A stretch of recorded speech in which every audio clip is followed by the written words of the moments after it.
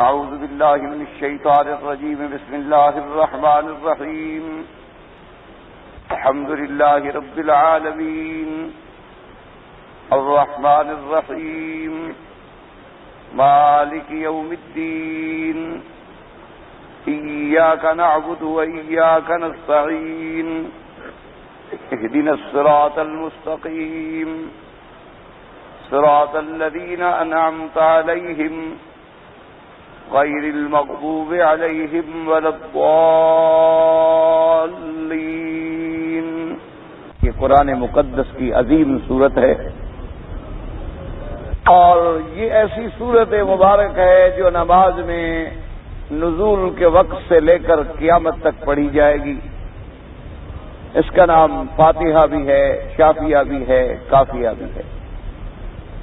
اور اس سورت کی ابتدا کے اندر 3 آیات مبارک جو ہیں وہ حمد و ثنا پہ مشتمل ہیں، اور آخری 3 آیات مبارکہ جو ہیں وہ دعا پہ مشتمل ہیں، اور درمیانی ایک آیت مبارک جو ہے وہ من وجہ حمد و ثنا ہے اور من وجہ جو ہے وہ دعا ہے.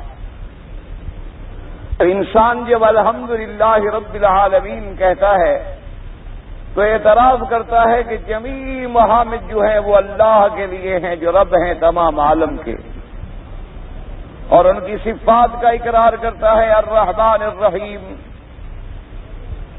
جو بے حد مہربان ہیں اور نہایت رحم والے ہیں.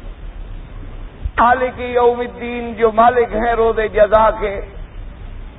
تو ان 3 آیات مبارکہ میں اسی طرح مسئلہ الوہیت کا بھی ذکر آ گیا اور مسئلہ ربوبیت کا بھی ذکر آ گیا کہ الہ معبود برحق بھی صرف وہی ذات ہے اور وہی جمیع محامد کے قابل اور لائق ہے.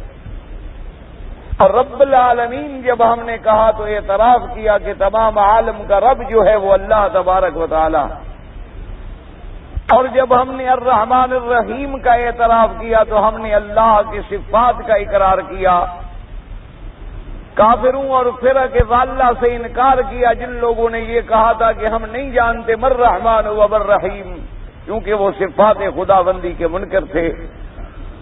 اور اسی طرح وہ فرق باطلہ جو صفات خداوندی کے اندر ایسی تعویلات کرتے ہیں جو اللہ کے قرآن اور سنت رسول کے خلاف ہیں. تو ہم نے توحید الوہیت کا اقرار بھی کر لیا، توحید ربوبیت کا اقرار بھی کر لیا، اور توحید اسماء و صفات کا اقرار بھی کر لیا. اور جیسے ہم نے یہ اعتراف کیا مالک یوم الدین، تو ہم نے معاد اور آخرت کا بھی اقرار کر لیا کہ روز جزا کا مالک جو ہے وہ اللہ تبارک و تعالی ہے. اس سے ہمارا ایمان ہوا کہ ایک روز ایسا بھی آئے گا جس کو یوم الجزا کہا جاتا ہے، یعنی یوم القیامہ، جس دن فیصلہ ہوگا، حساب ہوگا، جزا اور سزا ہوگی. اب اس کے بعد پھر ہم نے اعتراف کیا کہ ایاک نعبد، جب جمیع محامد کے لائق بھی آپ ہیں، جب الہ بھی آپ ہیں، جب رب العالمین بھی آپ ہیں، جب رحمان و رحیم بھی آپ ہیں، تو تیری ہی عبادت کرتے ہیں اور تیری عبادت کے سوا ہم کسی کی عبادت نہیں کرتے. اس میں اعتراف آ گیا کہ اللہ کی جو عبادت ہو اللہ کے لیے ہو، اسی لیے ایاک نعبد، تیری ہی عبادت کرتے ہیں اور تیرے سوا کسی کی عبادت نہیں کرتے ہیں. اب عبادت کی جتنی اقسام ہیں سمجھ لیں وہ صرف اللہ کے لیے ہوں گی اور کسی کے لیے نہیں ہوں گی. جیسے نماز بھی عبادت ہے، قرآن کی تلاوت بھی عبادت ہے، رکوع اور سجدہ بھی عبادت ہے، نظر نیاز قربانی منت ماننا بھی عبادت ہے، دعا مانگنا، سورنا، پکارنا، استغاثہ کرنا یہ بھی عبادت ہے. تو یہ تمام عبادت جو ہے صرف اللہ کے لیے ہوگی، اللہ کے سوا کسی غیر کے لیے نہیں ہوگی. اور جب ہم تیری ہی عبادت کرتے ہیں ایاک نستعین، تجھ ہی سے مدد مانگتے ہیں، کیونکہ جب ہم نے تیری عبادت کا اعتراف کیا اور غیروں کی عبادت کا انکار کیا تو گویا ہم نے اعتراف کر لیا کہ لا اعبد ما تعبدون ولا انتم عابدون ما اعبد. تو اب جب ہم نے ساری دنیا سے رشتہ توڑ کے تیری ذات کے ساتھ اپنا تعلق جوڑ لیا تو اب مدد بھی تجھی سے مانگتے ہیں، تیرے سوا کسی سے مدد نہیں مانگتے. تو ایاک نعبد و ایاک نستعین کے بعد اب آخری 3 آیتیں جو ہیں یہ خالص دعا ہیں. جیسے کہ حدیث مبارک میں آپ نے پڑھا ہے کہ اللہ پاک نے فرمایا کہ سورۃ الفاتحہ جو ہے میرے اور میرے بندے کے درمیان میں آدھی آدھی ہے.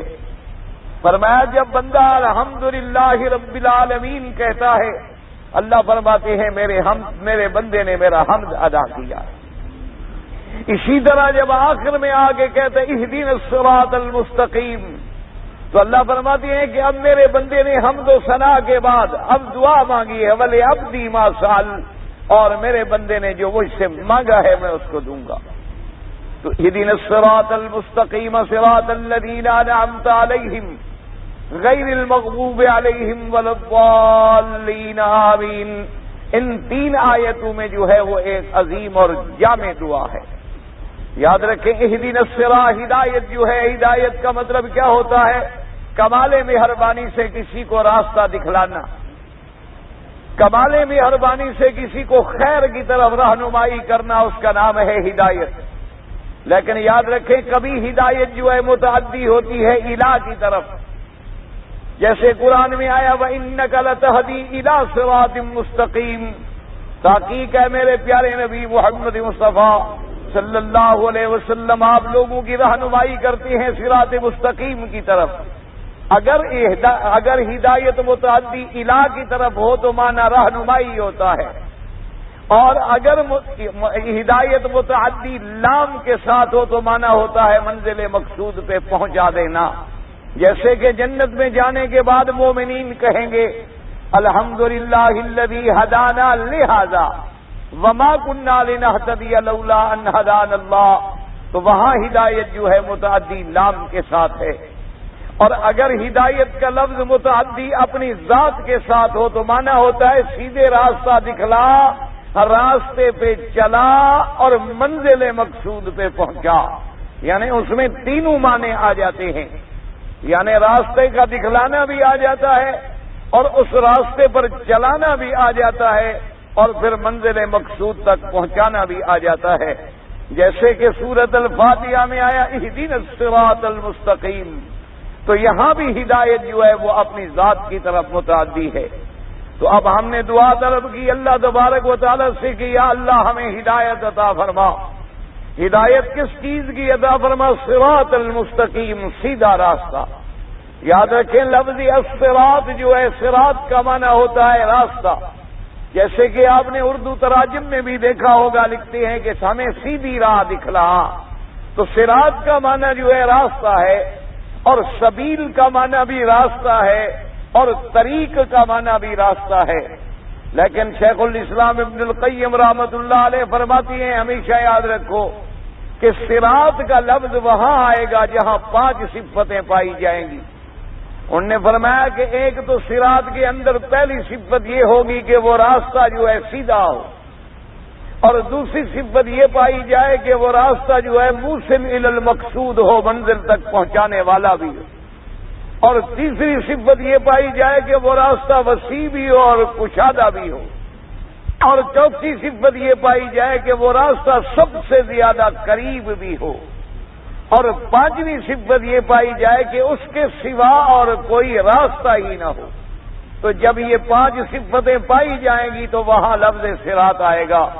اس لیے یہاں بھی آیا ہم نے دعا مانگی کہ اہدنا الصراط المستقیم، کہ یا اللہ ہمیں سیدھی راہ دکھلا دے، ایسی راہ دکھلا دے جو تیری جنت تک پہنچانے والی ہے، اور ایسی راہ دکھلا دے جو بہت بڑی وسیع اور کشادہ ہے، اور ایسی راستہ دکھلا دے ہمیں جو سب سے زیادہ جنت کی طرف قریب سے اور جلدی سے پہنچانے والا ہے، اور ایسا راستہ جس میں کوئی کجی اور ٹیڑھا پن نہیں بلکہ بالکل سیدھا راستہ ہے. اس لیے ہم نے دعا میں اللہ تبارک و تعالی نے جو ہمیں سکھلایا مانگا گیا اہدنا الصراط المستقیم. اب سوال یہ پیدا ہوتا ہے کہ جب بندہ خود ہدایت پہ ہے الحمدللہ تو پھر ہدایت مانگنے کا کیا مطلب ہے؟ کیونکہ ایک آدمی جب نماز پڑھ رہا ہے تو وہ ہدایت یافتہ ہے، لیکن پھر بھی کہہ رہا ہے اہدنا الصراط المستقیم. اس لیے علماء نے فرمایا کہ ایک ہدایت عامہ ہے اور ایک ہدایت خاصہ ہے. اور ایک ہدایت جو ہے وہ خاص الخاص ہے، بمعنی توفیق ہے۔ ایک ہدایت عامہ کا کیا معنی؟ جو اللہ نے تمام مخلوق کو عطا فرمائی ہے، ہر حیوان کو بھی سمجھا دیا گیا ہے کہ تمہارا کھانا کیا ہے، تمہارا گھر کس طرف ہے، تم نے شام کو لوٹ کے واپس اپنے گھر میں آنا ہے۔ ہر پرندے اور چرندے کو بھی اللہ نے ہدایت کر دی ہے کہ وہ سارا دن اڑ کے اپنا رزق تلاش کرتا ہے اور شام کو اپنے گھونسلے میں لوٹ آتا ہے۔ اسی طرح آپ دیکھیں کہ جانور ہیں، ان کے بچہ ہوتا ہے چھوٹا، لیکن وہ بچہ اپنی ماں کی طرف جاتا ہے، کسی دوسرے جانور کی طرف نہیں جاتا۔ تو ایک ہدایت عامہ ہے جو اللہ نے سب کو عطا فرمائی، الذی خلق فہدی، جو اللہ پاک نے پیدا کیا مخلوقات کو اور اس کو ہدایت عطا فرما دی۔ اور ایک ہدایت خاص ہے، ہدایت خاص وہ ہے جو مکلفین کے لیے ہے، یعنی ان لوگوں کے لیے جو ذوی العقول ہیں، یعنی انسان ہیں اور جن ہیں، کیونکہ یہ دو مخلوق جو ہیں مکلف ہیں، جن کے لیے اللہ تبارک و تعالی نے ان کو ہدایت دی اور ان کی ہدایت کے لیے پیغمبر بھیجے گئے اور ان کی ہدایت کے لیے اللہ نے کتابیں اتاری، تو یہ ہدایت خاص ہے۔ اور ایک ہدایت خاص الخاص ہوتی ہے کہ اللہ تبارک و تعالی ایسی توفیق عطا فرما دیتے ہیں کہ بندے سے بھلائی ہی بھلائی کا کام ہوتا ہے اور اس کا ہر دم فکر جو ہے وہ اپنی خیر اور بھلائی کی طرف اور دار آخرت کی طرف ہو جاتا ہے۔ جیسے کہ لکھا ہے کہ ابراہیم ابن ادہم رحمت اللہ علیہ، جو اللہ کے ایک بہت بڑے ولی گزرے ہیں، اللہ تبارک و تعالیٰ کے اولیاء میں سے گزرے ہیں، آپ جا رہے تھے اور راستے میں ایک بدو اونٹ پہ سوار ملا۔ اس نے دیکھا کہ وہ پیدل جا رہے ہیں، پوچھا کہ تم کون ہو؟ انہوں نے کہا میرا نام ابراہیم ہے۔ پوچھا کہ کہاں جا رہے ہو؟ انہوں نے کہا قاصداً الی بیت اللہ، میں اللہ تبارک و تعالیٰ کے گھر جا رہا ہوں، حج کے لیے جا رہا ہوں۔ تو اس اعرابی نے ہنسا اور کہنے لگا عجیب آدمی ہو، نہ تو تمہارے پاس کوئی سواری ہے اور نہ تمہارے پاس کوئی زیادہ راہ ہے، اور اتنا دور کا راستہ ہے اور اتنا مشقت بھرا راستہ ہے، اور تم کیسے جا رہے ہو؟ تو ابراہیم نے جواب دیا، فوراً فرمانے لگے کہ اے اعرابی، میرے پاس جو سواریاں ہیں وہ تمہیں نظر نہیں آتی، میرے پاس بہت ساری سواریاں موجود ہیں لیکن تمہیں نظر نہیں آ رہی ہیں۔ اس نے کہا کون سی سواری ہے؟ فرمایا اگر میرے اوپر کوئی بلا اور مشقت آ جاتی ہے تو میں صبر کی سواری پہ سوار ہو جاتا ہوں، اور اگر مجھے اللہ پاک کو یہ نعمتیں عطا فرما دیتی ہیں تو میں شکر کی سواری پہ سوار ہو جاتا ہوں، اور اگر مجھے کوئی مصیبت پہنچ جاتی ہے تو میں قضا اور رضا کی سواری پہ سوار ہو جاتا ہوں، اور فرمایا اگر میری طبیعت کسی گناہ کی طرف آمادہ ہوتی ہے تو میں دیکھ لیتا ہوں جو زندگی گزر گئی ہے وہ زیادہ ہے، جو باقی ہے وہ تھوڑی ہے۔ تو جب اتنی سواریاں میرے پاس ہیں تو میرے بھٹکنے کا کوئی سوال ہی پیدا نہیں ہوتا۔ تو اس کے بعد جب اعرابی نے یہ بات سنی تو کہنے لگا کہ ہاں بھائی، واقعی تم ہی صراط مستقیم پہ ہو، میں ہی بھولا ہوا ہوں، اور میں نے یہ سمجھ لیا کہ بس میرے پاس سواری ہے اور تم اصل تو سواری واقعی تیرے پاس ہے۔ اس لیے علماء نے فرمایا کہ ایک ہدایت کا خاص مرتبہ ہوتا ہے اور اس میں آدمی ہر وقت اس تلاش میں رہتا ہے اور مانگتا رہتا ہے۔ اسی لیے بعض علماء نے فرمایا اہدنا الصراط المستقیم صراط الذین انعمت علیہم، یا اللہ ہمیں ہدایت عطا فرما صراط مستقیم کی۔ صراط مستقیم سے کیا مراد ہے؟ علماء نے فرمایا جو افراط اور تفریط کے درمیان سیدھی راہ ہو اور درمیانی راہ ہو، کیونکہ ایک افراط ہوتا ہے اور ایک تفریط ہوتا ہے۔ کیا معنی؟ کسی چیز کو حد سے بڑھا دینا یہ افراط ہے، اور کسی چیز کو حد سے گھٹا دینا یہ تفریط ہے۔ اور پھر افراط اور تفریط جو ہے یہ عقیدے کے اندر بھی ہے، عمل کے اندر بھی ہے، انفاق کے اندر بھی ہے، قوات غضبیہ کے اندر بھی ہے، قوات شہوانیہ کے اندر بھی ہے۔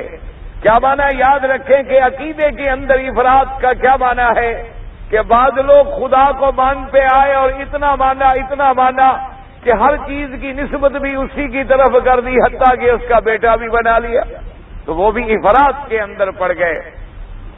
اور بعض لوگوں نے بالکل خدا کا انکار کر کے خود خدا بن بیٹھے کہ انا ربکم الاعلی، جیسے فرعون نے دعویٰ کر دیا کہ میں رب ہوں تمہارا، اور موسیٰ علیہ السلام سے کہنے لگا لئن اتخذت الہا غیری، اگر تو نے میرے سوا کسی اور کو الہ سمجھا لأجعلنک من المسجونین، میں تمہیں قید خانے میں ڈال دوں گا، میں تمہیں بنا ڈالوں گا ان لوگوں میں جو میری قید کے اندر قیدی ہیں۔ تو اس لیے آدمی یا حد سے بڑھ جاتا ہے یا حد سے گر جاتا ہے۔ تو جب آدمی صراط مستقیم مانتا ہے تو مانا کیا ہوتا ہے کہ یا اللہ ہمیں عقیدے کے اندر بھی وہی عدل والا رستہ عطا فرما کہ ہم نہ افراد میں پڑ جائیں نہ تفریط میں پڑ جائیں۔ اب دیکھیں جیسے کہ بعض لوگوں نے اللہ کے اولیاء کو اتنا بڑھایا کہ خدا کی منزلت پہ لے گئے، نعوذ باللہ اتنا بڑھ گئے، کہنے لگے کہ اللہ نے تمام اختیارات جو ہیں وہ ان کو عطا کر دیے ہیں، اسی لیے ان کے لقب بنا دیے، کسی کا نام غوث اعظم بنا دیا، کسی کا نام قطب سمدانی بنا دیا، کسی کا نام شہباز لا مکانی بنا دیا۔ کیا مانا جو ان کا عقیدہ ہوتا ہے نا جو خدا لا مکان ہے اس کا کوئی مکان نہیں ہے، حالانکہ یہ خود ایک غلط عقیدہ ہے جو مسلمانوں کے اندر رواج پکڑ گیا ہے۔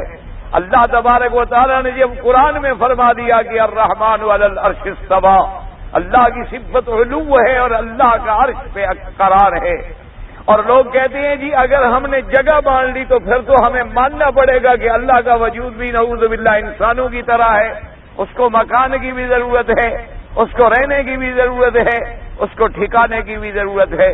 بھئی اگر تم مکان مانو گے تو پھر تمہیں تشبیہ ماننی پڑے گی، تو جب تم مکان کا انکار کر دو گے تو پھر اس کا مطلب ہے جس کا مکان ہی نہیں تو وہ خود بھی نہیں، تو پھر تو اس کی ذات کا بھی تو انکار ہو جائے گا۔ تو اس لیے سیدھا راستہ یہ ہے کہ اللہ تبارک و تعالی عرش پہ ہیں جیسے اس کی شان کو زیبا ہے، باقی لیس کمثلہ شیء، اس کو ہم کسی کے ساتھ تشبیہ نہیں دے سکتے، کسی کے ساتھ ہم مثال نہیں بیان کر سکتے۔ تو اس لیے بعض لوگوں نے یعنی ایسے بنا دیا، اپنے بزرگوں کو اتنی بڑھایا، حتیٰ کہ اتنی بڑھاتے گئے اور اولیاء اللہ کو لکھ دیا زبدۃ الانبیاء، یعنی آپ دیکھیں کہ اولیاء اللہ کو کتنی بڑھایا، کہا زبدۃ الانبیاء، یعنی انبیاء کا مکھن جو ہے وہ یہ میرا پیر ہے۔ بھئی انبیاء کا اگر انبیاء میں یعنی ان میں جب نکالا گیا بلویا گیا تو انبیاء لسی بن گئے اور پیر صاحب مکھن بن کے نکل آئے، تو جب انبیاء کا بھی وہ مکھن بن گئے تو پھر اس سے بڑی گستاخی اور کیا ہو سکتی ہے۔ بعض لوگوں نے کہا کہ اگر تم نے حضور کو دیکھنا ہو تو اپنے مرشد کے چہرے کو دیکھ لو، اور بعض لوگ اس سے آگے بڑھے کہ تم خدا کا دیدار نہیں کر سکتے ہو، لیکن اگر خدا کا دیدار کرنا چاہتے ہو تو تیرے مرشد کا چہرہ جو ہے اسی کے اندر دیدار کر لو۔ اتنا بڑھاتے گئے، بعض لوگوں نے انہیں حاجت روا بنا دیا، بعض لوگوں نے انہیں مشکل کشا بنا دیا، بعض لوگوں نے انہی سے اپنی اولادیں اور نفع نقصان کا مالک بنا دیا، اور بعض لوگ بالکل اولیاء اللہ کا انکار کر بیٹھے، انہوں نے نعوذ باللہ ایسی توہین آمیز اور ایسے بے ادبی کے کلمات ان کی شان میں کہے کہ وہ بھی حد سے نکل گئے۔ تو جب ہم نے مانگا اہدنا الصراط المستقیم کہ یا اللہ ہمیں ایسی راستہ عطا فرما جو سیدھا راستہ، درمیانہ راستہ، نہ ہم افراد میں پڑ جائیں اور نہ ہم تفریط میں پڑ جائیں، نہ ہم انبیاء کے گستاخ بنے کہ ان کی شان کا انکار کر بیٹھیں، ان کی معجزات کا انکار کر بیٹھیں، اور نہ ہم اتنا ان کو بڑھائیں کہ خدا کا بیٹا بنا ڈالیں، نہ ہم ان کو اتنا بڑھائیں کہ انہیں خود خدا بنا ڈالیں، نہ ہم ان کو اتنا بڑھائیں کہ انہیں حاجت روا اور مشکل کشا بنا ڈالیں۔ اسی لیے حضرت سیدنا علی رضی اللہ تعالی عنہ، سیدنا علی رضی اللہ تعالی عنہ نے کتنی پیاری بات فرمائی۔ اللہ تبارک و تعالیٰ کی کروڑوں رحمتیں ہوں سیدنا علی رضی اللہ تعالی عنہ پر۔ آپ نے فرمایا سیحلق فی فئتین محب مفرط و مبغض مفرط، آپ نے فرمایا کہ میرے بارے میں دو جماعتیں جو ہیں وہ ہلاک و برباد ہو جائیں گی، ایک جماعت میری محبت میں بڑھ جائے گی اور ایک جماعت میرے بغض میں بڑھ جائے گی۔ ایک جماعت میری محبت میں بڑھے گی تو مجھے مشکل کشا اور حاجت روا بنا لے گی، اور ایک جماعت میرے بغض میں بڑھے گی تو ناصب اور خارجی بن کے میری شان صحابیت کا بھی انکار کر دے گی۔ اس لیے مسلمان مانگتا ہے میرے اللہ مجھے اعتدال کے رستے پہ رکھ، مجھے عقیدے کے اندر بھی اعتدال عطا فرما اور مجھے عمل کے اندر بھی اعتدال عطا فرما، اسی طرح مجھے قول کے اندر بھی اعتدال عطا فرما اور اسی طرح مجھے افعال کے اندر بھی مجھے اعتدال عطا فرما۔ اسی طرح آپ دیکھیں جیسے اللہ نے مومن کی صفت بیان فرمائی، والذین اذا انفقوا لم يسرفوا ولم يقتروا وكان بين ذلك قواما، کہ جو صحیح ایمان والے لوگ ہیں وہ اگر خرچ کرتے ہیں تو ایسا نہیں کرتے کہ فضول خرچی کریں اور نہ اتنا بخل کرتی ہیں کہ بالکل جائز کاموں میں خرچ بھی نہ کریں، بلکہ وہ درمیانی راہ اختیار کرتے ہیں۔ اس لیے مانگا گیا اہدنا الصراط المستقیم صراط الذین انعمت علیہم غیر المغضوب علیہم ولا الضالین، یا اللہ ہمیں راستہ ان لوگوں کا نصیب فرما جن پہ تو نے انعام کیا ہے۔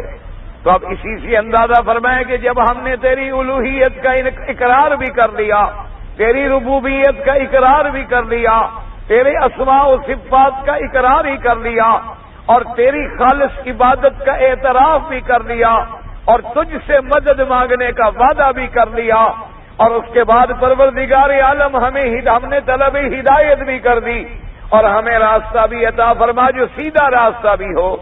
لیکن راستہ بھی ہو تو آدمی کبھی اکیلا ہو تو گھبرا جاتا ہے کہ راستہ سیدھا ہے، راستہ کشادہ ہے، راستہ بڑا وسیع ہے، راستہ منزل مقصود پہ پہنچانے والا ہے، لیکن مجھے میرے ساتھ ساتھی کوئی نہیں، اس لیے کہا صراط الذین انعمت علیہم، ہمیں ان لوگوں کا راستہ عطا فرما جن پہ تو نے انعام فرمایا ہے، جو منعم علیہم لوگ ہیں ہمیں ان کا راستہ عطا فرما دے۔ اب منعم علیہم لوگ کون ہیں؟ جن پہ اللہ کا انعام ہوا وہ کون لوگ ہیں؟ ان کے اندر اولئک مع الذین انعم اللہ علیہم من النبیین والصدیقین والشہداء والصالحین وحسن اولئک رفیقا۔ اور ایک قول میں آتا ہے کہ حضرت ابن عباس رضی اللہ تعالی عنہ نے فرمایا کہ صراط الذین انعمت علیہم، انہوں نے فرمایا منعم علیہم کون ہیں؟ فرمایا تھا الملائکۃ والانبیاء والصدیقین والشہداء والصالحین وحسن اولئک رفیقا۔ انہوں نے فرمایا وہ لوگ ہیں جن پر تو نے انعام کیا یعنی اللہ کے ملائکہ، وہ لوگ جن پہ تو نے انعام کیا یعنی انبیاء علیہم الصلوات والتسلیم، وہ لوگ جن پہ تو نے انعام کیا جو درجہ صدیقیت کو پہنچے، وہ لوگ جن پہ تو نے انعام کیا جو مرتبہ شہادت سے سرفراز ہوئے، وہ لوگ جن پہ تو نے انعام کیا جو تیرے صالح اور برگزیدہ بندے ہیں، اور کیا ہی بہتر دوست ہیں اور کیا ہی بہتر ان کی رفاقت ہے۔ تو اس لیے طلب کیا گیا صراط الذین انعمت علیہم غیر المغضوب علیہم ولا الضالین۔ اب اسی سے اندازہ کریں کہ بعض جاہلوں نے، جیسے قادیان کے جاہلوں نے ایک مسئلہ پیدا کیا، انہوں نے کہا کہ اگر آدمی اللہ اور اللہ کے رسول کی اطاعت کرتا ہے، کیونکہ قرآن خود کہہ رہا ہے وَمَن يُطِعِ اللَّهَ وَالرَّسُولَ، جو اللہ کی اطاعت کرے اور اللہ کے رسول کی اطاعت کرے، فَأُولَٰئِكَ مَعَ الَّذِينَ أَنْعَمَ اللَّهُ، وہ ان لوگوں کے ساتھ ہوگا جن پہ اللہ نے انعام کیا، اور جن پہ اللہ نے انعام کیا وہ کون ہے؟ من النبیین والصدیقین والشہداء والصالحین وحسن اولئک رفیقا۔ تو ان لوگوں نے ایک مسئلہ پیدا کر دیا کہ بھائی آدمی اگر اللہ اور اللہ کے رسول کی اطاعت کرے تو وہ نبی بھی بن جاتا ہے، یعنی جیسے اللہ کے رسول کی اطاعت کرنے سے آدمی مرتبہ شہادت پہ پہنچ جاتا ہے، جیسے اللہ کے رسول کی اطاعت کرنے سے آدمی ولی بن جاتا ہے، جیسے اللہ کے رسول کی اطاعت کرنے سے آدمی صدیق بن جاتا ہے، تو انہوں نے کہا اسی طرح کوئی اللہ کے رسول کی اطاعت کرے تو وہ نبی بھی بن جاتا ہے۔ اس لیے انہوں نے لوگوں کو دھوکہ دیا کہ مرزا غلام احمد نے اتنی اطاعت کی ہے حضور پاک کی کہ گویا وہ خود مرتبہ نبوت پہ پہنچ گیا، نعوذ باللہ ثم نعوذ باللہ۔ حالانکہ یہ اللہ کے قرآن کی کھلی تعریف ہے۔ کیا معنی یہاں دعا کیا ہے؟ وَمَن يُطِعِ اللَّهَ وَالرَّسُولَ، جو شخص اللہ کی اطاعت کرے اور اللہ کے رسول کی اطاعت کرے، فَأُولَٰئِكَ مَعَ الَّذِينَ، وہ ان لوگوں کے ساتھ ہوگا۔ ساتھ ہونے کا معنی یہ تو نہیں ہوتا جو نبی کے ساتھ ہو وہ نبی بن جائے، ساتھ ہونے کا معنی یہ تو نہیں ہوتا جیسے ہم دعا مانگتے ہیں وَتَوَفَّنَا مَعَ الْأَبْرَارِ، کہ یا اللہ ہمیں صالح لوگوں کے ساتھ موت عطا فرما، تو اس کا معنی یہ تو نہیں ہوتا کہ جہاں صالح آدمی مرے وہاں ہم مر جائیں، جہاں کوئی اچھا آدمی مر رہا ہو تو وہاں ہمیں فوراً موت آ جائے۔ معنی یہ ہوتا ہے کہ ہمیں قیامت میں ان کی معیت نصیب ہو جائے، ہمیں قیامت میں ان کی رفاقت نصیب ہو جائے۔ اگر یہی ہم ترجمہ کریں کہ آدمی نبی کی اطاعت کرنے سے نبی بن جاتا ہے، تو پھر خدا کی اطاعت کرنے سے خدا بھی بن جاتا ہے۔ اگر صدیق بن سکتا ہے، اگر وہ نبی بن سکتا ہے اطاعت کرنے سے، تو پھر تو نعوذ باللہ خدا کی بندگی کرنے سے وہ خود خدا بن جائے۔ اسی طرح اگر ہم یہ عقیدہ رکھیں تو پھر معنی یہ ہوگا کہ ہم اطاعت کرتے کرتے فرشتے بھی بن سکتے ہیں، حالانکہ کوئی انسان جو ہے وہ فرشتہ نہیں بن سکتا ہے۔ تو لہذا یہ ان کا ایک مغالطہ ہے، ان کی ایک جہالت ہے، اور ان کا عقیدے کے اندر ایک ضلال اور گمراہی ہے۔ علماء نے فرمایا اہدنا الصراط المستقیم صراط الذین انعمت علیہم، یا اللہ ہمیں ان لوگوں کا رستہ عطا فرما جن پہ تو نے انعام کیا۔ وہ کون لوگ تھے؟ من الانبیاء والصالحین، کہ جب تو نے ان پر آزمائش ڈالی، اگر بیٹا مانگا کہ میرے راستے میں ذبح کرو تو وہ تیار ہو گئے۔ میرا اللہ جب تو نے ان پہ آزمائش ڈالی کہ ان کے سروں پہ آرے رکھ کے 2 ٹکڑے کر دیا گیا تو ان نے زبان سے اف نہیں کیا۔ میرا اللہ جب تو نے ان سے مانگا کہ اپنا سب کچھ تیرے رستے میں چھوڑ کے، بیوی بچوں کو چھوڑ کے اس وادی غیر ذی زرع میں چلے جائیں، تو انہوں نے تیری تعویل کی۔ یا اللہ ہمیں بھی ان کا راستہ دکھلا، یا اللہ ہمیں بھی ان کے راستے سے چلا، ہمیں بھی ان کا صبر عطا فرما، ہمیں بھی ان جیسی اطاعت عطا فرما، ہمیں بھی ان جیسی قربانی کا جذبہ عطا فرما۔ اس لیے مانگا اہدنا الصراط المستقیم صراط الذین انعمت علیہم غیر المغضوب علیہم ولا الضالین۔ اللہ تبارک و تعالیٰ سے ہم نے مانگا ان لوگوں کا راستہ جن پہ تو نے انعام کیا ہے، نہ ان کا جن پر غضب کیا گیا، اور نہ ان کا جو گمراہ ہوئے۔ اب دیکھیں انعمت علیہم میں سیدھا یعنی نسبت کی گئی، انعام کی فاعل کا اظہار کیا گیا کہ انعام کرنے والا کون ہے؟ اللہ تبارک و تعالیٰ ہے۔ بات کو سمجھیں۔ اور جب غضب آیا تو وہاں اظہار نہیں کیا گیا، بلکہ کہا گیا غیر المغضوب، یہ نہیں کہا الذین انت غضبت علیہم، یہ نہیں کہا غیر المغضوب علیہم جن پہ غضب کیا گیا، اور نہ جو گمراہ کیے گئے یا گمراہ ہوئے۔ وجہ کیا ہے؟ علماء نے فرمایا کہ یہ جب مقام نعمت ہوتا ہے، جب اپنے بندے پہ مقام انعام ہوتا ہے، تو وہاں فاعل کا ظاہر کرنا جو ہے وہ شان ہوتی ہے اور اس کی تکریم ہوتی ہے۔ جیسے کسی بندے کو بادشاہ انعام دے تو کہتے ہیں اکرمہ السلطان، انعم علیہ السلطان، عطاہ الخلعۃ السلطان، وہاں کہتے ہیں بادشاہ نے اس کو انعام دیا ہے۔ تو وہاں اظہار زیادہ ضروری ہوتا ہے تاکہ اس بندے کی عظمت بڑھ جائے، اور جہاں غضب کیا جاتا ہے وہاں یہ ضروری نہیں ہوتا۔ اس لیے یہاں چونکہ انعام کیا گیا تو وہاں اللہ کا اظہار کہ صراط الذین انعمت علیہم، راستہ ان لوگوں کا جن پہ تو نے انعام فرمایا ہے۔ یہاں اللہ تبارک و تعالیٰ کا نام اور جلال کا اظہار کیا گیا تاکہ ان کی شان جو ہے بندوں کی جن پہ انعام ہوا ہے اور زیادہ بلند ہو جائے، کہ وہ منعم علیہم کیسے پیارے لوگ ہیں جن پہ تو نے خود انعام فرمایا ہے۔ اور جب آگے آیا غیر المغضوب علیہم ولا الضالین، تو وہاں اظہار نہیں کیا گیا فاعل کا، بلکہ مبنی للمفعول لایا گیا غیر المغضوب علیہم ولا الضالین۔ اور بعض علماء نے فرمایا کہ قاعدہ ادب یہی ہے کہ جب کوئی رحمت کی بات ہو، جب کوئی نعمت کی بات ہو، جب کوئی عظمت کی بات ہو تو آدمی اللہ کی طرف نسبت کرے، اور جب کوئی ایسی بات ہو جو میرے پروردگار عالم کی شان کے زیبا نہ ہو تو آدمی اپنے نفس کی طرف نسبت کرتا ہے یا شیطان کی طرف نسبت کر دیتا ہے۔ جیسے کہ قرآن پاک میں آیا سیدنا ابراہیم الخلیل علیہ الصلوۃ والسلام نے جب ان سے پوچھا گیا تو فرمایا الذی خلقنی فہو یہدین، وہ ذات پاک جس نے مجھے پیدا کیا اسی نے وہی مجھے ہدایت دیتی ہے، اور فرمایا وہ یطعمنی ویسقین، وہی مجھے کھلاتے بھی ہیں اور پلاتے بھی ہیں، اور آگے فرمایا وَإِذَا مَرِضْتُ فَهُوَ يَشْفِينِ، اور جب میں بیمار ہوتا ہوں تو وہ شفا دیتے ہیں۔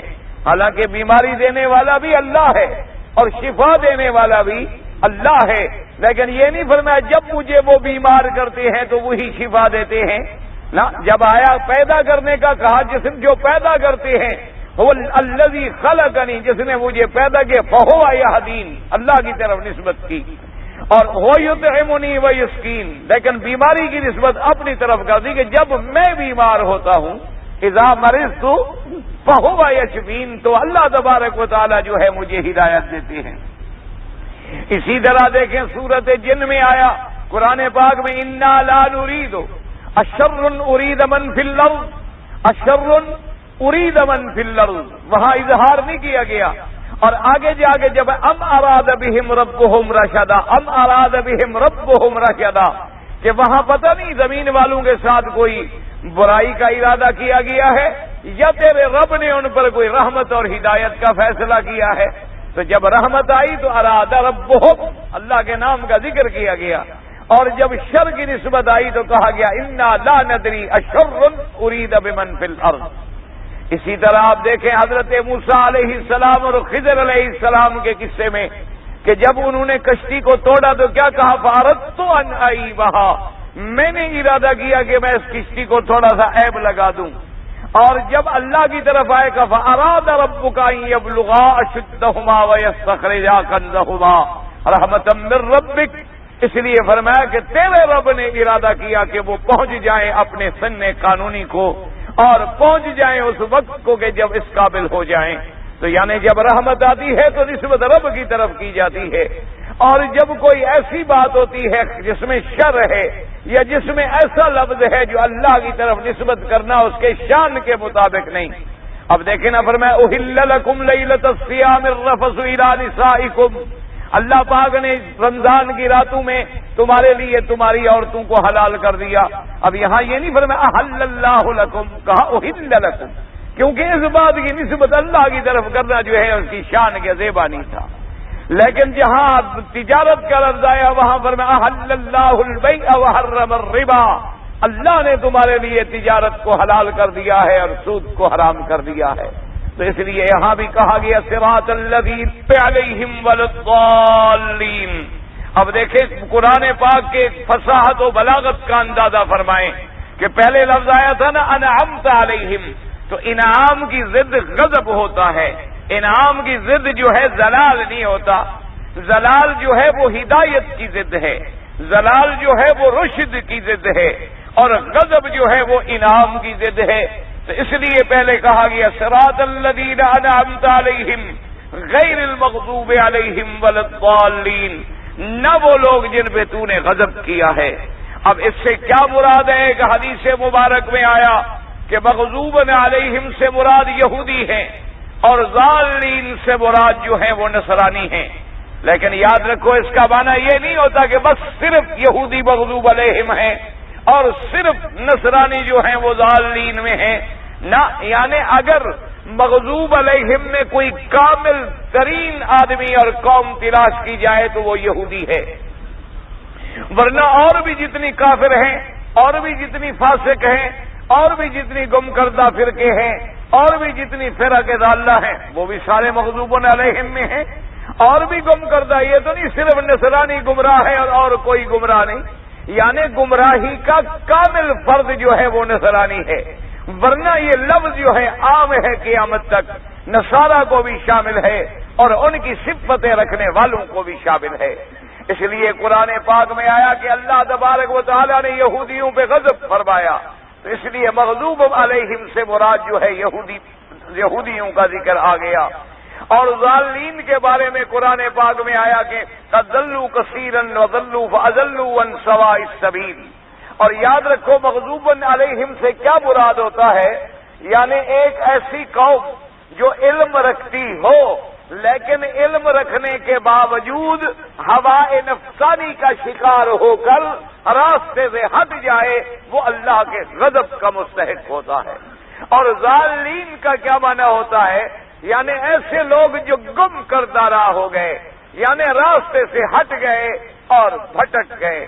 اس لیے علماء نے لکھا ہے بڑا عجیب نکتہ، انہوں نے کہا کہ امت محمد مصطفیٰ صلی اللہ علیہ وسلم کا جب مولوی بھٹکے گا یا جب عالم بھٹکے گا جب عالم غلطی کرے گا تو وہ مغضوب علیہم میں شامل ہوگا، کیونکہ اس کے پاس علم تو ہے لیکن وہ اپنے اغراض نفسانی کے لیے اس میں تحریفات کرنے کا مرتکب بنے گا۔ اور انہوں نے کہا کہ جب صوفی بھٹکے گا یا جب عابد اور زاہد لوگ بھٹکیں گے راستے سے تو وہ ضالین میں جا پڑیں گے، وہ گم کردہ راہ ہو جائیں گے کہ بجائے اللہ کی عبادت کے اپنی عبادت کروانی شروع کر دیں گے، بجائے اللہ تبارک و تعالیٰ کی بندگی کے وہ خود نعوذ باللہ مختار بن بیٹھیں گے اور حاجت روا بن بیٹھیں گے، اور وہ خود مشکل کشائی کا نعرہ لگا کے بیٹھ جائیں گے۔ اس لیے فرمایا کہ یاد رکھو غیر المغضوب علیہم ولا الضالین۔ اور غضب اس پہ ہوتا ہے کہ علم ہے کہ اس سے مراد کون ہے؟ یہودی، کیونکہ یہودی جانتے تھے کہ سب سے سچا نبی میرا محمد مصطفیٰ ہے۔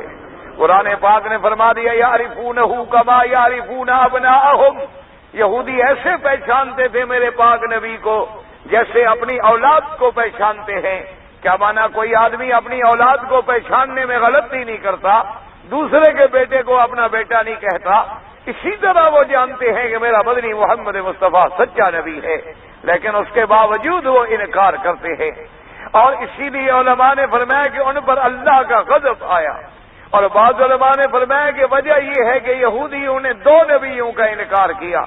یہودیوں نے جیسے میرے پاک نبی حضرت محمد الرسول اللہ ان کا انکار کیا، اسی طرح حضرت عیسیٰ علیہ السلام کا بھی انکار کیا، تو دو نبیوں کا انکار کیا، وہ غضب کے مستحق ٹھہرے۔ اور نصرانیوں نے ایک نبی کا انکار کیا، یعنی حضرت محمد الرسول اللہ صلی اللہ علیہ وعلا آلہ واصحابہ وسلم تسلیما کثیرا کثیرا، کیونکہ یہودیوں کا ایمان تھا موسیٰ علیہ السلام پر، تو موسیٰ علیہ السلام کے بعد زمانہ آیا حضرت عیسیٰ علیہ السلام کا، تو انہوں نے عیسیٰ کو بھی نہ مانا بلکہ عیسیٰ علیہ السلام کے قتل کے درپے ہوئے عیسیٰ علیہ السلام پہ نعوذ باللہ تہمتیں لگائی۔ اور نصرانی جب آئے تو عیسیٰ علیہ السلام کے بعد آئے تو انہوں نے زمانہ دیکھا صرف حضرت محمد مصطفیٰ کا، تو انہوں نے دو انبیاء کا انکار کیا، دو رسولوں کا انکار کیا، اور انہوں نے ایک رسول کا انکار کیا۔ لیکن ہمیشہ یاد رکھیں کہ مغضوب علیہم ولا الضالین، وہ لوگ جن پہ غضب کیا گیا، یا ضربت علیہم الذلۃ والمسکنہ، جن پہ اللہ نے ذلت اور جن پر اللہ تبارک و تعالیٰ نے ہلاکت لکھ دی۔ اس سے مراد یہ نہیں ہوتا کہ صرف یہودیوں پہ ہوگا اور کسی پہ نہیں ہوگا، جس آدمی کے اندر یہودیوں کی صفتیں پائی جائیں گی ان پر بھی اسی طرح اللہ کا غضب ہوگا، اور جن پر نصرانیوں کی صفتیں پائی جائیں گی ان پر بھی اسی طرح اللہ تبارک و تعالیٰ کی ناراضگی ہوگی۔ یعنی ایک اللہ تبارک و تعالیٰ تو ایک قاعدہ کلیہ بیان کرتے ہیں، یعنی ایمان والوں کی جن میں صفات پیدا ہو جائیں گی اور جن میں صفتیں ایمان والوں کی پیدا ہوں گی تو ان پر قیامت تک ایمان والوں کے انعامات ملیں گے۔ یعنی جیسے انبیاء علیہ السلام کے بعد صحابہ کا دور آیا اور آج کا دور ہے، تو قیامت تک جو بندہ ایمان والا ہوگا، ایمان والوں کی صفتیں ہوں گی تو ان کا شمار ایمان والوں کے ساتھ ہوگا۔ اسی طرح جن کی صفتیں یہود والی ہوں گی، یعنی جیسے یہودیوں میں انکار نبوت ہے، جیسے یہودیوں میں تحریف کتاب اللہ ہے، جیسے یہودیوں میں اکل اموال الناس بالباطل ہے، جیسے یہودیوں میں اللہ کی تورات کا بدل ڈالنا ہے، یہودیوں میں پیسے لے کر فتووں کا تبدیل کر دینا ہے، یہودیوں کے اندر مکر ہے اور خداع ہے، یہودیوں کے اندر سود ہے اور ربا ہے، یہودیوں کے اندر دھوکہ اور فریب ہے، تو وہ صفتیں جن جن لوگوں میں پائی جائیں گی ان کے ساتھ اللہ بھی وہی یہودیوں والا معاملہ فرمائیں گے۔ اور اسی طرح والضالین کا معنی ہے جو گم کردہ رہا ہے، کہ راستے پر ہونے کے باوجود انہوں نے راستے کو چھوڑ دیا۔ تو اب دیکھیں کتنی بڑی جامع دعا آ گئی، صراط الذین انعمت علیہم۔ اور یہ بھی دیکھیں کہ کبھی اللہ تبارک و تعالیٰ نے صراط کی نسبت کی ہے اپنی ذات کی طرف، فرمایا صراط اللہ الذی لہ ما فی السماوات و ما فی الارض، اور کہیں فرمایا ان ھذا صراطی مستقیما، یہ میرا راستہ ہے۔ اور یہاں صراط کی نسبت فرمائی ان لوگوں کی طرف جن پہ اللہ نے انعام کیا ہے، صراط الذین انعمت علیہم، اور وہ نہ غیر المغضوب علیہم ولا الضالین۔ تو اب ہمیشہ یاد رکھ لیں کہ دو چیزیں ہیں، ایک یعنی خلاصے کے طور پہ میں عرض کر دوں، ایک کو کہتے ہیں ایک چیز کیا ہے کتاب اللہ، اور ایک چیز کیا ہے رجال اللہ، یعنی ایک چیز کیا ہے اللہ کی کتاب، اور ایک چیز کیا ہے یعنی اللہ کے بندے۔ تو ایک کو آپ کہیں گے کتاب اللہ، اور ایک کے بارے میں آپ کہیں گے رجال اللہ۔ اب مشکل کیا پڑ گئی ہے کہ بعض لوگوں نے کتاب اللہ کو تو پکڑ لیا لیکن رجال اللہ کو چھوڑ دیا، اور بعض لوگوں نے رجال اللہ کا دامن پکڑ لیا لیکن کتاب اللہ کو چھوڑ دیا۔ کیا مانا؟ بعض لوگوں نے قرآن کو تو پکڑ لیا کہ ہم قرآن پہ عمل کریں گے، لیکن قرآن کے باوجود انہوں نے اللہ کے جو بندے تھے ان کی کوئی عزت نہ کی اور تکریم نہ کی۔ نتیجہ یہ نکلا کہ وہ بھی راستے سے ہٹ گئے، کیونکہ اگر صرف کتاب اللہ کافی ہوتی تو پھر اللہ تبارک و تعالیٰ اپنے انبیاء کیوں بھیجتے، اپنے پیغمبر کیوں بھیجتے، اپنے رسول کیوں بھیجتے؟ صرف اللہ پاک مکے والوں کے لیے قرآن نازل فرما دیتے کہ بھی قرآن بھی عربی میں ہے اور تم بھی عربی ہو، قرآن کو پڑھ لو اور عمل کرتے چلے جاؤ۔ لیکن اللہ پاک نے میرے نبی محمد مصطفیٰ کو بھیجا صلی اللہ علیہ وعلا آلہ وصحابہ وسلم تسلیما کثیرا، اور فرمایا کہ لقد کان لکم فی رسول اللہ اسوۃ حسنہ، کہ اے لوگوں تمہارے لیے سب سے اچھا اور بہتر نمونہ جو ہے وہ زندگی ہے میرے مدنی محمد مصطفیٰ کی۔ یعنی کتاب اللہ پر عمل کر کے نمونہ بن کے کس نے دکھلایا؟ حضرت محمد الرسول اللہ نے۔ اور اسی طرح انبیاء کے بعد صحابہ، تابعین، تبع تابعین، محدثین، ائمہ فقہا، اللہ کے اولیاء، جن لوگوں نے اسی طرح اتباع کی حضرت محمد الرسول اللہ کی۔ اچھا، بعض لوگوں نے کیا کیا؟ انہوں نے رجال اللہ کو پکڑ لیا، انہوں نے کہا کہ بس میرا مرشد کامل ہے، میرا پیر کامل ہے، میرا پیر کلندر ہے، اور میرا پیر جو ہے وہ درجہ قیوم پہ پہنچ گیا ہے، اور میرا مرشد جو ہے وہ جو چاہے جب چاہے اس کی نظر سے ولی بنتے ہیں، اس کی جس پہ نظر پڑ جائے وہ بھی ولی بن جاتا ہے، وہ جس کو گالیاں دے دے اس کا کام ہو جاتا ہے، وہ جدھر اشارہ کر دے ادھر سارے مسئلے حل ہو جاتے ہیں۔ انہوں نے رجال اللہ کو پکڑ لیا، کتاب اللہ کو چھوڑ دیا، انہوں نے اللہ کے قرآن کا دامن چھوڑ دیا اور صرف رجال اللہ تک آئے، وہ بھی بھٹک گئے۔ اور راستے پہ کون رہے؟ جنہوں نے اللہ کے قرآن کو بھی پکڑا اور اللہ کے بندوں سے بھی اپنا تعلق جوڑ لیا۔ یعنی جب رجال اللہ پہ نظر ڈالی تو ان کو کتاب اللہ کی روشنی میں پرکھا کہ قرآن کے مطابق یہ اللہ کا بندہ بنتا بھی ہے کہ نہیں بنتا۔ ان کو اگر دیکھا تو کتاب اللہ کی روشنی میں دیکھا کہ یہ خود قرآن و سنت پہ کتنا بڑا عامل ہے۔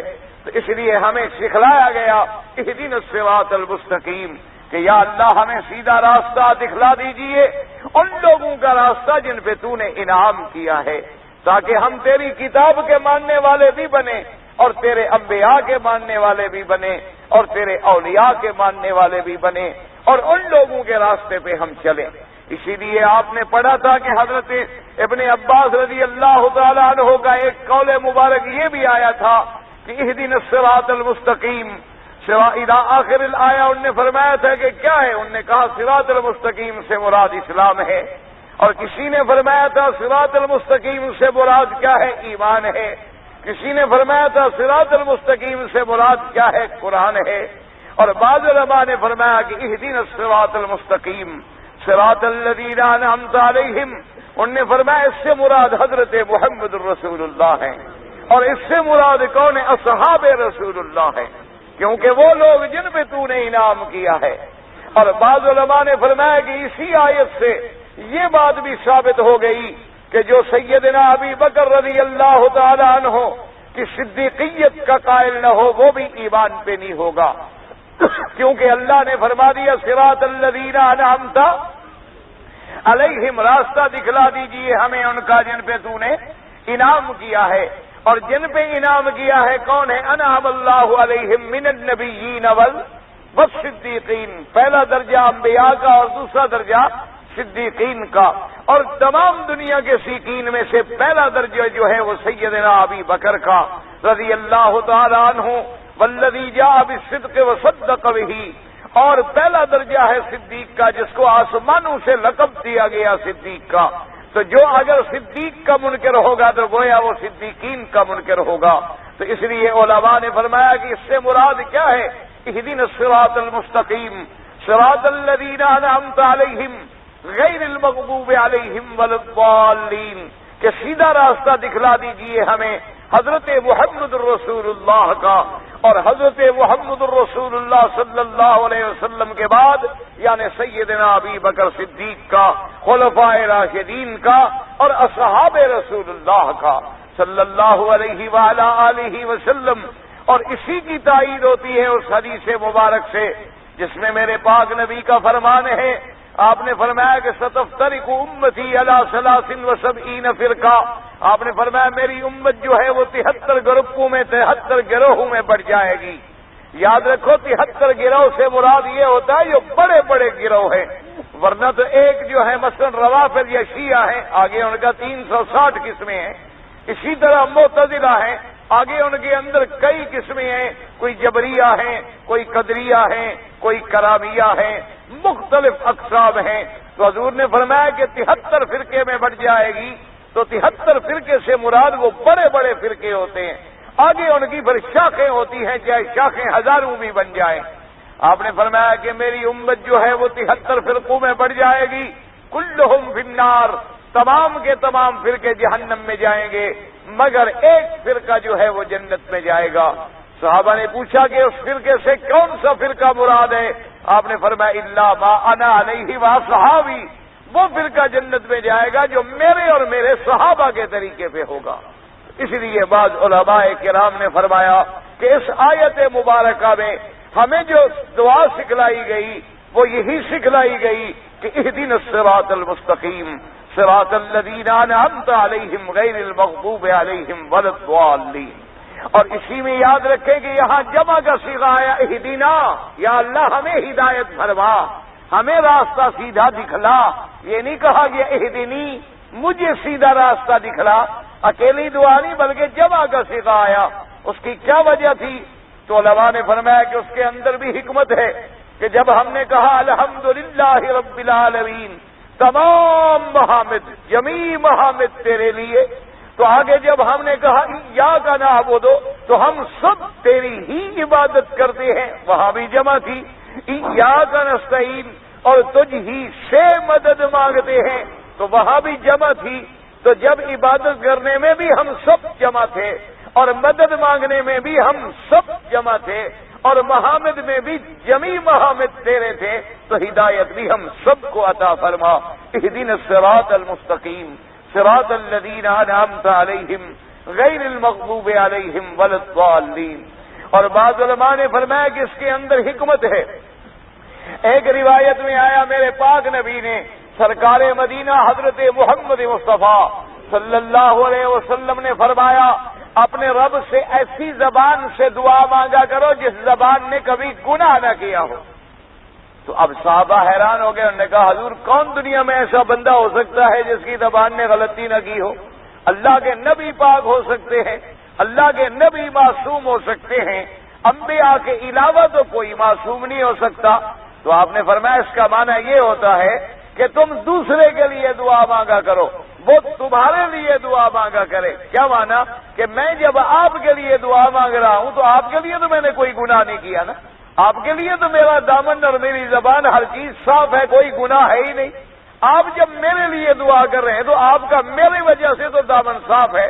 اس لیے فرمایا گیا کہ تم سب کے لیے دعائیں کرو. اسی لیے حکم آیا کہ جب آدمی سب کے لیے دعائیں کرتا ہے تو اللہ تبارک و تعالیٰ کی رحمت جو ہے وہ زیادہ شامل ہو جاتی ہے. اسی لیے ہمیں حکم دیا گیا کہ پہلے اللہ کے نبی پہ درود پڑھیں دعا سے، اور آخر کے اندر بھی درود پڑھیں، اور درمیان میں اپنی دعا رکھیں، کیونکہ دعا تو اللہ ہماری ایسی ہے کوئی پتہ نہیں منظور ہو یا نہ ہو. لیکن جب ہم حضور پہ درود پڑھیں گے وہ درود تو ضرور قبول ہوگا. تو جب اول بھی قبول ہوگا آخر بھی قبول ہوگا تو درمیان میں جو دعا ہے وہ بھی پروردگار کی رحمت سے قبول ہو جائے گی. اسی لیے ہمیں ہر جگہ ایسی دعائیں سکھلائی گئی کہ صرف ہم اپنے لیے نہ مانگیں بلکہ عالم اسلام کے لیے مانگیں. آپ دیکھیں ربنا آتنا فی الدنیا حسنۃ وفی الآخرۃ حسنۃ وقنا عذاب النار. اسی لیے کہا گیا اللہم اغفر لحینا ومیتنا وشاہدنا وغائبنا وصغیرنا وکبیرنا وذکرنا وانثانا اللہم من احییتہ منا فاحیہ علی الاسلام. اس لیے یہاں بھی ہمیں جامع دعا سکھلائی گئی کہ اہدنا الصراط المستقیم صراط الذین انعمت علیہم غیر المغضوب علیہم ولا الضالین. سیدھا راستہ ان لوگوں کا جن پہ تو نے انعام فرمایا اور نہ ان کا جن پہ تو نے غضب کیا اور نہ ان کا جو گم کردہ راہ ہوئے ہیں. اور آخر میں کیا ہے؟ آمین. تو اس لیے علماء نے فرمایا کہ آمین سورت فاتحہ کا جز نہیں ہے، یعنی سورت فاتحہ کا حصہ نہیں ہے، لیکن سنت یہ ہے اور مستحب امر یہی ہے کہ جب بھی آدمی فاتحہ پڑھے تو کہے آمین. تو آمین کا معنی کیا ہوتا ہے؟ اللہم استجب، جو ہم نے دعا مانگی ہے اللہ تبارک و تعالی قبول فرما. اور اسی طرح ہمیں یہ بھی سبق ملا کہ جب آدمی دعا مانگے پہلے اللہ کی حمد و ثنا کرے، اللہ کی حمد و ثنا کے بعد اپنی بندگی کا اعتراف و اقرار کرے، اپنی عاجزی کا اظہار کرے، اور اس کے بعد پھر اللہ تبارک و تعالی سے دعا مانگے. اور اسی طرح ہمیں یہ بھی سبق ملا کہ دعائیں جب آپ مانگتے ہیں تو اس کے اندر اخلاص پیدا کریں. اور سب سے عظیم دعا جو ہے وہ سورۃ الفاتحہ ہے. اس سے بڑی جامع دعا کون سی ہو سکتی ہے جو ہمیں سکھلائی ہے اللہ تبارک و تعالی نے. تو الحمدللہ سورۃ الفاتحہ اللہ تبارک و تعالی کی رحمت سے، اللہ کے فضل و کرم سے تمام ہوئی، اور زندگی رہی انشاءاللہ تو سورۃ بقرہ کی تلاوت ہوگی. اور آج تمام مسلمانوں سے میں انتہائی درد مندانہ اپیل کروں گا کہ بابری مسجد کی شہادت کے بعد انا للہ و انا الیہ راجعون، یہ بہت بڑی آزمائش ہے مسلمانوں پر، یہ بہت بڑا امتحان ہے مسلمانوں پر کہ آج وہ مسجدیں، آج ان کے مینار جو ہیں مسلمانوں کی غیرت کو پکار رہے ہیں. آج اگر ہم نے مسجد اقصی پہ غیرت دکھلائی ہوتی تو ہندو کو یہ جرأت نہ ہوتی. آج اگر ہم نے کشمیر کے مسلمانوں کی غیرت دکھلائی ہوتی تو ہندو کو یہ جرأت نہ ہوتی کہ آج ایک مندر کا پجاری جو ہے وہ مسلمانوں کی عظمت رفتہ 500 سالہ ایسی عظیم مسجد، 500 سال جہاں اللہ کا نام گونجتا رہا، آج وہاں ہندو پلیت وہاں ڈیرے لگا کے کھڑا ہوا ہے. اس لیے تمام مسلمانوں کا فرض ہے کہ وہ اپنی دعاؤں میں اللہ کے آگے گڑ گڑائیں. اور ہر بار غیرت مسلمان کا فرض ہے کہ اپنی زبان سے، اپنے قلم سے، اپنے دل سے، اپنے دماغ سے، اپنے فکر سے ہندو کا بائیکاٹ کرے، اس کی ہر چیز کو ٹھوکر مار دیں. جو بھی مسلمان ہے جس کے دل کے اندر ایمان ہے اور جس نے کلمہ پڑھا ہے محمد مصطفیٰ کا، اور جو اللہ کے گھر کے آگے جھکتا ہے، اس کی ہر چیز سے بالکل علیحدہ ہو جائے اور ایک امت مسلمہ بن کے الحمدللہ ثم الحمدللہ کے بادشاہ نے مطالبہ کیا ہے کہ فوراً وہاں مسجد دوبارہ تعمیر کرائیں. اور اسی طرح پوری دنیا کا مسلمان الحمدللہ جاگ پڑا ہے. اور اللہ کے کعبے میں ہم یہ یقین سے دعویٰ کرتے ہیں کہ مسلمانوں نے کشمیر کے خون رنگ لائے گا، اور انشاءاللہ اسی مسجد کو جیسے انہوں نے ٹکڑے کیا ہے ہندو خود ٹکڑے ٹکڑے ہو جائے گا. یہ لکھ لیں انشاءاللہ. لیکن ہر مسلمان کے اندر غیرت ہونی چاہیے، ضمیر ہونا چاہیے، اور اپنے مقدسات کے لیے اس کے دل میں تڑپ ہونی چاہیے. کم از کم ہم کچھ بھی نہیں کر سکتے ہیں، جیسے کہ حضور نے فرمایا کہ اگر ایک برائی ہو تو قوت سے مٹا ڈالو، اگر قوت نہیں ہے تو زبان سے مٹاؤ، اگر زبان سے بھی تمہیں قوت نہیں ہے تو فرمایا کم از کم دل میں تو برا سمجھو. اتنا تو کرو کہ من رأى منكم منكرا فليغيره بيده، فرمایا فإن لم يستطع فبلسانه فإن لم يستطع فبقلبه وذلك أضعف الإيمان. اللہ تبارک و تعالیٰ سے گڑ گڑا کر دعائیں بھی مانگیں. اللہ تمام دنیا کے مساجد کو، معابد کو، مدارس کو محفوظ رکھے. اللہ تبارک و تعالیٰ حرمین الشریفین کو قیامت تک ہر فتنے سے محفوظ رکھے. اور اللہ تبارک و تعالیٰ یہ بھی خادم الحرمین کو توفیق دے کہ وہ اللہ کے کعبے کی وجہ سے اس مسجد کے بھی وارث ہیں، کیونکہ ہر مسجد کا رخ جو ہے وہ قبلے کی طرف ہے. ہر مسجد کا محراب جو ہے اور منبر جو ہے وہ قبلے کی طرف متوجہ ہوتا ہے. تو لہذا ان کو اللہ تبارک و تعالیٰ یہ توفیق عطا فرمائے کہ ان کے ہاتھوں سے مسجد اقصی بھی تعمیر ہو اور یہ بابری مسجد بھی دوبارہ تعمیر ہو۔ اللہ تبارک و تعالی وما ذالک علی اللہ بعزیز، اللہ کے آگے یہ کوئی مشکل نہیں ہے۔ تو تمام مسلمان جب تک یہ مسئلہ حل نہ ہو اپنی غیرت ایمانی کا ثبوت دیں اور ایمان کو بیدار کریں، اور اپنے ہر دوست کو یہ مجبور کریں کہ ان کی اگر دو آنے کی بھی چیز ہے تو ٹھوکر مار دیں۔ جب ہم انشاءاللہ اس قوت ایمانی کا مظاہرہ کریں گے تو ان مسلمانوں کو طاقت ہوگی، ان مسلمانوں کی تائید ہوگی، اللہ تبارک و تعالی ان کی قدم قدم پہ نصرت فرمائے، اور جو مسلمان ہمارے وہاں شہید ہوئے اللہ ان کے درجات بلند فرمائے۔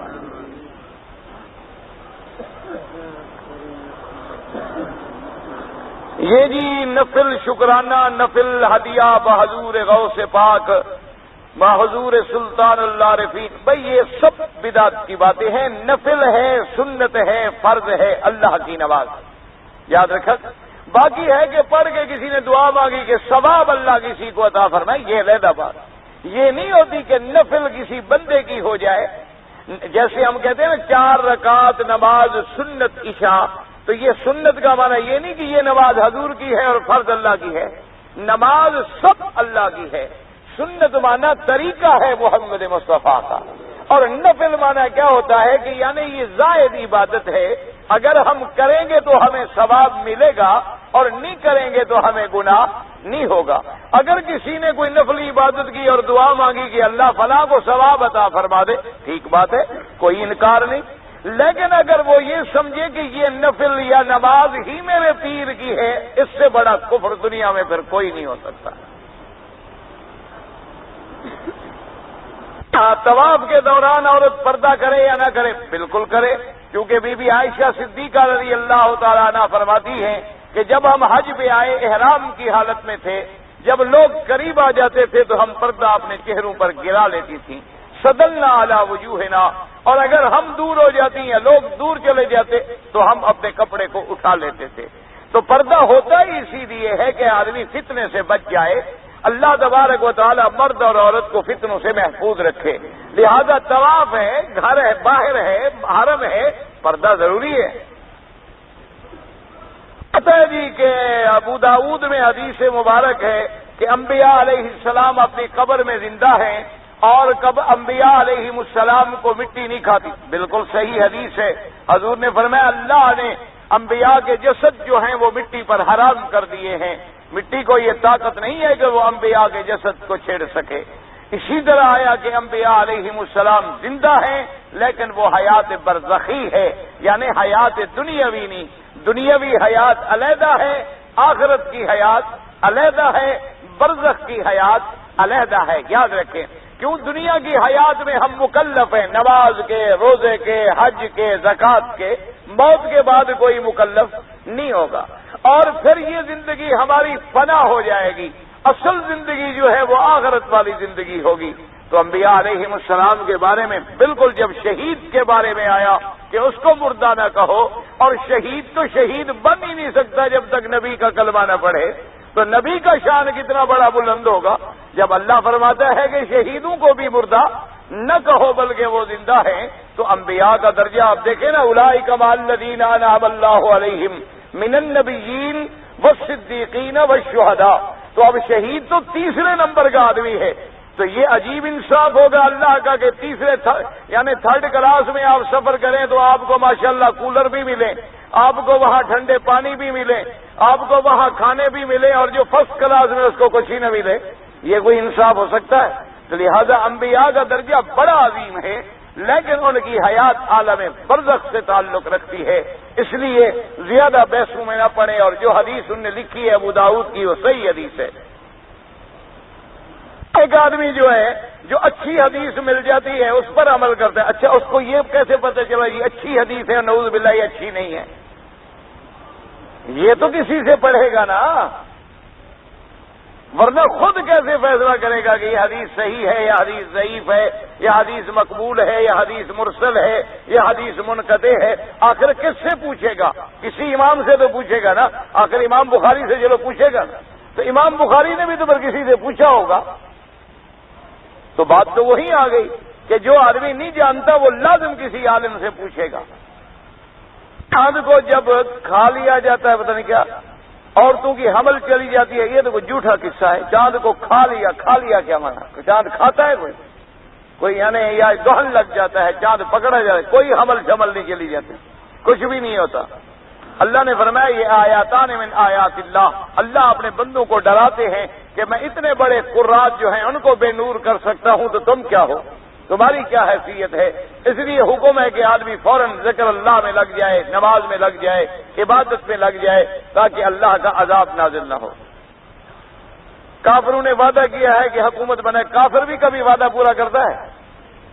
بھئی ہندو بھی کبھی وعدہ پورا کرتا ہے؟ آپ نے سنا ہے کبھی ہندو یعنی حرام کھانے والی قوم جن کی زندگی جو ہے سود پہ گزری ہو، چانکیاں، یہ بھی کبھی وعدہ پورا کر سکتا ہے؟ وہ تو وعدہ پورا کرے گا جب مسلمان جوتا مارے گا، جب مسلمان اپنی قوت اور طاقت استعمال کرے گا پھر اس کو وعدہ پورا کرنا پڑے گا۔ ویسے یاد رکھیں میں اللہ کے کعبے میں انشاءاللہ اللہ کی رحمت سے آپ کو پیشین گوئی کرتا ہوں، آپ لکھ لیں انشاءاللہ، انہوں نے اللہ کے گھر کو ٹکڑے نہیں کیا، اپنے ملک کو ٹکڑے کیا۔ آپ لکھ لیں، آپ ڈائری میں لکھ لیں، تاریخ میں لکھ لیں، اگر پورا نہ ہو میری قبر پہ آ کر بھی مجھے لعنت کرنا۔ میں آپ کو اللہ کے حرم میں یہ دعوے سے کہتا ہوں انشاءاللہ، انہوں نے خدا کے گھر کو ٹکڑے نہیں کیا، یہ تو آزمائش ہے۔ اللہ نے مسلمانوں پہ رحم کیا ہے، جو کشمیر میں شہید ہو رہے ہیں، عصمتیں لٹ رہی ہیں، اللہ نے فرمایا مسلمانوں کے ساتھ آج میں اپنا گھر بھی شہید کراتا ہوں ان کو غرق کرنے کے لیے۔ یہ تو اللہ کے عذاب کو انہوں نے دعوت دی ہے، اللہ کے قہر کو للکارا ہے انہوں نے، کہ اتنے ٹکڑے ہوں گے کہ ان کا نشان بھی نہیں ملے گا دنیا میں۔ آپ دیکھ لیں گے، آپ تاریخ اور فرق اتنا ہے، 10 سال میں ہو جائے، 5 میں ہو جائے، 20 میں ہو جائے، ورنہ دیکھیں اسلام کا حکم ہے کہ کسی غیر مسلم کی عمارت کو بھی نہ چھیڑو۔ حضور نے فرمایا کوئی پادری قتل نہ کرو، فرمایا کسی یہودی پنڈت کو قتل نہ کرو، کسی ان کے پادری کو ہاں اگر تلوار لے کے لڑے تو پھر قتل کرو، فرمایا ان کی عبادت گاہوں کو نہ چھیڑو، ان کے کسی مندر کو نہ چھیڑو، کیونکہ ہر آدمی اپنی اپنی عبادت کے اندر آزاد ہے۔ وَلَوْلَا دَفْعُ اللَّهِ النَّاسَ بَعْضُهُمْ لِبَعْضٍ، اللہ نے فرمایا اگر ہم ایک دوسرے سے لوگوں کو نہ روکتے تو دنیا میں فساد آ جاتا، مساجد کو گرا دیا جاتا اور ان کے معابد کو گرا دیا جاتا، گرجوں کو گرا دیا جاتا، اور ہم مسلمانوں نے ہر جگہ حفاظت کی ہے۔ اور یہ اتنے بڑے جھوٹے ظالم ہیں، آج تجھ کے بابری آپ اٹھا کے دیکھ لیں، جس ظہیر الدین بابر کے نام سے انہوں نے جھوٹ بولا ہے کہ اس نے رام جنم ان کا خدا پیدا ہوا تھا، خدا پیدا ہوتا ہے، اس کا بھی ماں باپ ہوتا ہے، اتنے بڑے جھوٹے ہیں۔ جو لوگ بندر کو خدا مانتے ہوں، جو لوگ گائے کو خدا مانتے ہوں، جو لوگ سانپ کو خدا مانتے ہوں، کہتے ہیں کہ ظہیر الدین بابر نے ہمارا رام مندر توڑ کے یہاں مسجد بنائی تھی، یہ اتنا بڑا جھوٹ ہے۔ تاریخ میں تمام کتابیں دیکھ لیں تو اس کے بابری اٹھا کے دیکھ لیں کہ وہ اجودھیا میں گزرا بھی نہیں ہے بابر، بلکہ اس نے وہاں اپنا جو گورنر مقرر کیا تھا اس نے یہ مسجد بنائی تھی، نہ وہاں کوئی مندر تھا اور نہ وہاں کوئی چیز تھی۔ پھر ظہیر الدین بابر نے اپنے بیٹے ہمایوں کو جو خط لکھا ہے اس میں اس نے لکھا کہ کسی کے مندر کو نہ گرانا، اس نے اس کے اندر لکھا کہ کسی مذہب کی بنا پر کسی کو سزا نہ دینا، اس نے لکھا ہر مندر کی حفاظت کرنا، تم جس ملک کے بادشاہ بن رہے ہو اس کے اندر بہت مذہب والے لوگ رہتے ہیں، ہر مذہب کا احترام کرنا، کسی کے ساتھ برائی نہ کرنا۔ بلکہ اس نے اپنے خط میں لکھا کہ اگر تم گائے کی قربانی نہ کرو تو کوئی حرج نہیں۔